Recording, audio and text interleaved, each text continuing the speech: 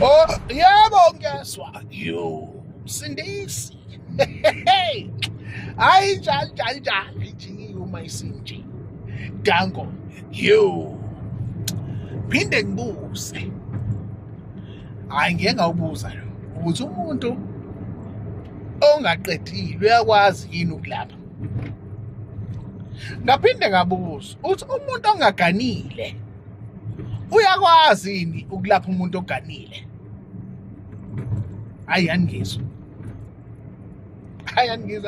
Yo. Ngaphinde ngabuza umlanjwana uyakwazi yini ukusiza umuntu ophelele esibongweni? Namanje ngilinde impendulo. Nize nibuze webafowethu ngoba uhamba uya kumuntu naye uyashoda kodwa uthi yena ufuna ukukuhlanganisela kodwa yena uyashoda. Ayangizwa.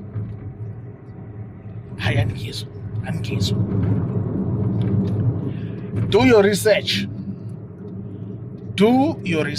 Yabona mangithi kini manje uhamba niye kumuntu nikhulume nabantu bakini nibatshele ukuthi siyahamba siya kusibanibani manje ekseni ngiyahamba ngiya kusibanibani bese ke mase siyakhona siyacela nihambe nathi bafethu bese mazinifika lapha feni ikhulume lento yeni nikhulume nize niqede bese niyabuya nize ekhaya bese niyabatshela abakwenu ukuthi okay masibuya lapha kumthiya siyakuthola lokhu nalokhu uphinde wayithinta lento yasekhaya le enje waphinde wayithinta nomkhokha okanje waphinde wakhuluma nomsuka wenkinga zethu ukuthi kanje sithe sifika lapha yana kwavuka umoya sesifika lapha yana kwaphakama izinto esingazazi abantu abadala sithi sizobika ukuthi kunjena kanje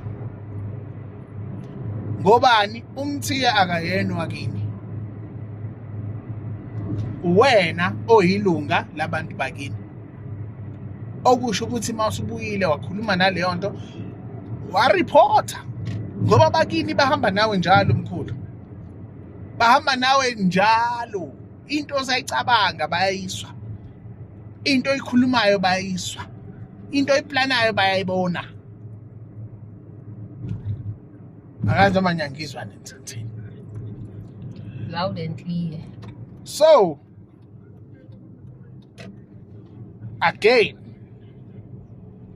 amandla akho okanye your true potential or your true being ilele kuwena nabantu bakini nyoze niyibone leyo nto niphile njalo niyaso.